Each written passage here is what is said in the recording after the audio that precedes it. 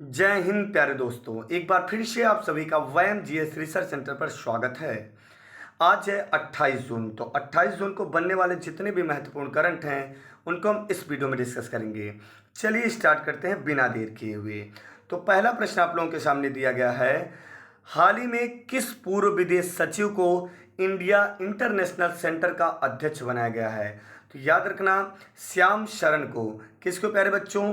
तो श्याम शरण को पूर्व विदेश सचिव को इंडिया इंटरनेशनल सेंटर का अध्यक्ष बनाया गया। किसका?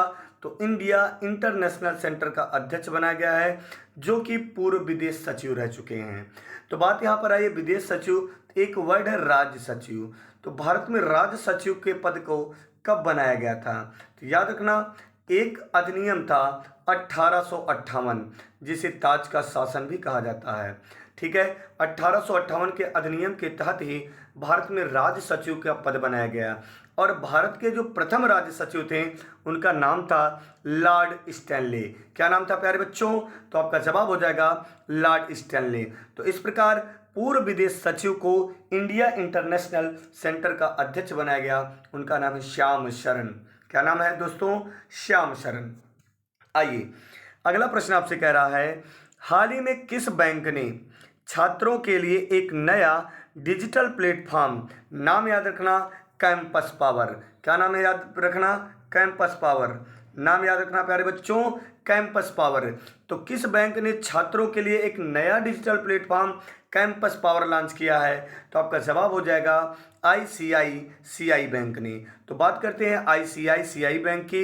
इसकी स्थापना हुई थी 1994 में। कब हुआ था प्यारे बच्चों?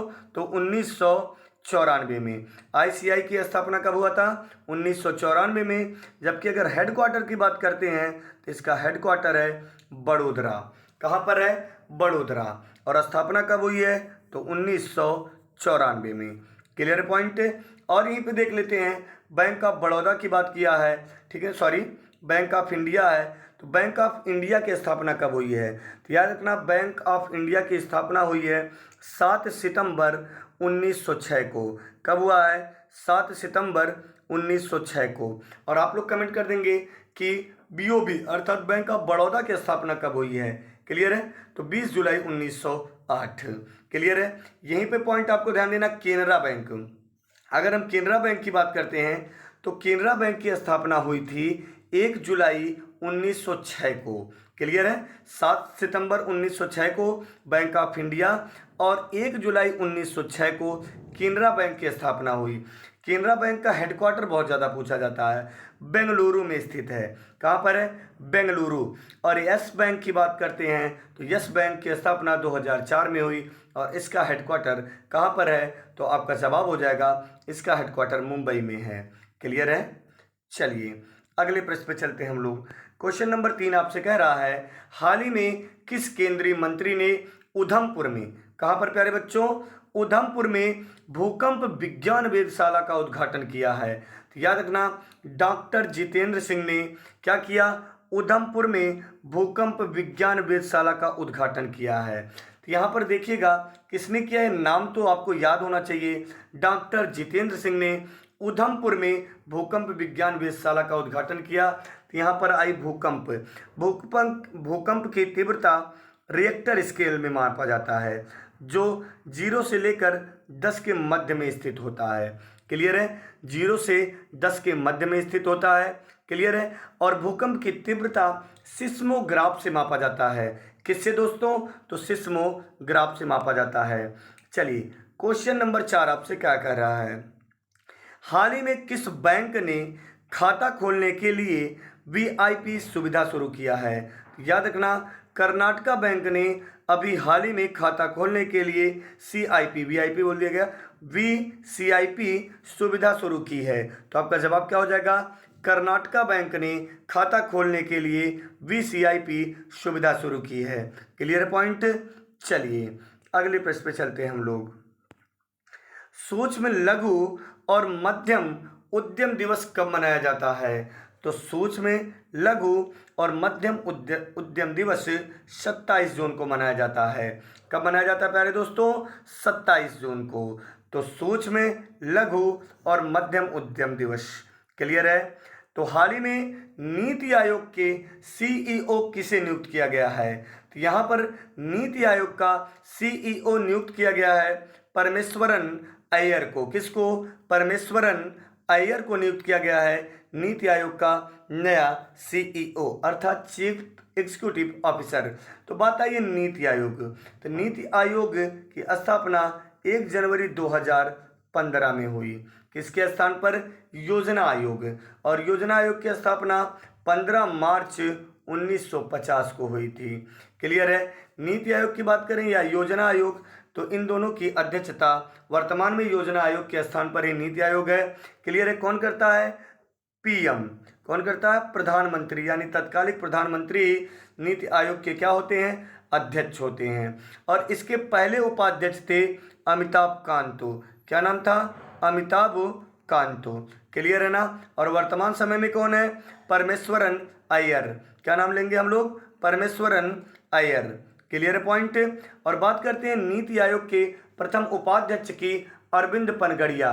और वर्तमान समय में सुमन बेरी हैं। क्लियर है? जो राजीव कुमार के स्थान पर हुए। क्लियर? और अध्यक्ष आप लोग कमेंट कर देंगे। चलिए आगे चलते हैं हम लोग। हाल ही में किस राज्य सरकार ने Tata power solar system, Bharat की सबसे बड़ी तैरती सौर ऊर्जा परियोजना को परिचालन शुरू किया है? क्या बोला है? हाल ही में किस राज्य सरकार ने Tata power solar system, Bharat की सबसे बड़ी तैरती सौर ऊर्जा परियोजना, सबसे बड़ी तैरती सौर ऊर्जा परियोजना का परिचालन केरल राज्य ने शुरू किया? अच्छा प्रश्न है प्यारे बच्चों। क्या सबसे बड़ी तैरती सौर ऊर्जा परियोजना का परिचालन कौन सा राज्य किया? तो केरल। केरल के तट का नाम याद रखना। तो केरल के तट का नाम है मालाबार का तट। कौन सा तट प्यारे बच्चों? तो मालाबार का तट। केरल की राजधानी है तिरुवनंतपुरम और केरल के सीएम है पिनाराई विजयन। क्या बोलेंगे? पिनाराई विजयन। और यहाँ के राज्यपाल है कौन है? आरिफ। क्या बोलेंगे? मोहम्मद आरिफ खान। क्लियर है? आप लोग कमेंट कर दिया करिए सारे बच्चे, जो भी आपको याद हो चुका है करंट डेली पढ़ते पढ़ते। क्लियर है ना? याद रखना आप लोग। केरल में एक जनजाति पाई जाती है, मोपला जनजाति। चलिए अगले प्रश्न पे हम लोग चल रहे हैं। हाल ही में एस.एम. कृष्णा नारायण मूर्ति और किसे कैंपे गौड़ा अंतर्राष्ट्रीय पुरस्कार मिलेगा? तो याद रखना, एस.एम. कृष्णा, नारायण मूर्ति और प्रकाश पादुकोण। किसे प्यारे बच्चों? तो प्रकाश पादुकोण, एस.एम. कृष्णा, नारायण मूर्ति, इन तीनों लोगों को कैंपे गौड़ा अंतर्राष्ट्रीय पुरस्कार से सम्मानित किया जाएगा। क्लियर है? आइए, हाल ही में किस केंद्रीय मंत्री ने एक राष्ट्र एक डायलिसिस कार्यक्रम शुरू किया है?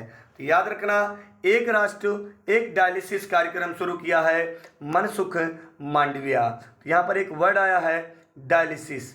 क्या है? डायलिसिस। तो डायलिसिस क्या होता है? रक्त शुद्ध करने की प्रक्रिया डायलिसिस कहलाती है। तो हाल ही में किस केंद्रीय मंत्री ने एक राष्ट्र एक डायलिसिस प्रक्रिया किसने शुरू किया? तो मनसुख मांडविया ने किया है। क्लियर है? हाल ही में किस राज्य ने मुंबई को हराकर अपनी पहली रणजी ट्रॉफी जीती है? तो अपनी पहली रणजी ट्रॉफी जीती है मध्य प्रदेश। किसको हराकर? तो आपका जवाब हो जाएगा मुंबई को हराकर। किसको हराकर प्यारे दोस्तों? तो मुंबई को हराकर मध्य प्रदेश ने अपनी पहली रणजी ट्रॉफी जीती है। क्लियर है? तो याद रखना, मध्य प्रदेश की राजधानी है भोपाल। क्या है? भोपाल। तो भोपाल गैस त्रासदी कब हुई थी? आप लोग एक बार कमेंट कर देंगे सभी बच्चे। तो 2-3 दिसंबर की मध्य रात्रि 1984 में, ठीक है, एक गैस निकली थी जिसका नाम था मिथाइल आइसोसाइनेट। Clear point? आइए प्रीवियस डे के रिवीजन पर चलते हैं। उसके पहले अगर अभी भी आप चैनल सब्सक्राइब नहीं किए हो तो प्लीज़ लाल रंग की बटन दबा के चैनल सब्सक्राइब कर लें, साथ में बेल आइकन बेल बजा लें ताकि आपके परिवार का वीडियो आप तक पहुंचे और आप वीडियो का पूरा आनंद उठा सकें। चलिए, तो पहला प्रश्न यहाँ पर आपसे कह रहा है, किस देश की सुप्रीम कोर्ट ने गर्भपात के संवैधानिक अधिकार को समाप्त किया है? प्रीवियस डे का प्रश्न है, उम्मीद करते हैं आप सभी लोग कमेंट किए होंगे सही। तो आपका जवाब हो जाएगा अमेरिका। तो अमेरिका की सुप्रीम कोर्ट ने गर्भपात के संवैधानिक अधिकार को समाप्त कर दिया है। लास्ट मोमेंट पे आप कमेंट कर दिया करिए कि प्रीवियस डे के प्रश्नों में आपके कितने सही हुए हैं। अखिल भारतीय फुटबॉल महासंघ की सलाहकार समिति के नए अध्यक्ष कौन बने हैं? तो आपका जवाब हो जाएगा रंजीत बजाज।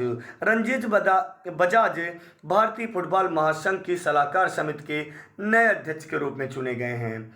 G7 शिखर सम्मेलन की अध्यक्षता कौन करेगा? तो G7 शिखर सम्मेलन की अध्यक्षता 2022 में जर्मनी करेगा। कौन करेगा प्यारे बच्चों? जर्मनी। क्लियर है? G7 की स्थापना 1975 में हुई थी, तब इसमें केवल 6 देश थे, तब इसे जाना जाता था G6 में। 1976 में कनाडा इसमें इन्वॉल्व हुआ, तब जाके इसका नाम G7 पड़ा। क्लियर पॉइंट है? इसमें 7 देशों कौन कौन से हैं, नाम जरूर कमेंट करेंगे आप लोग प्यारे दोस्तों। वीडियो यहीं पे समाप्त करते हैं। जय हिंद, जय भारत।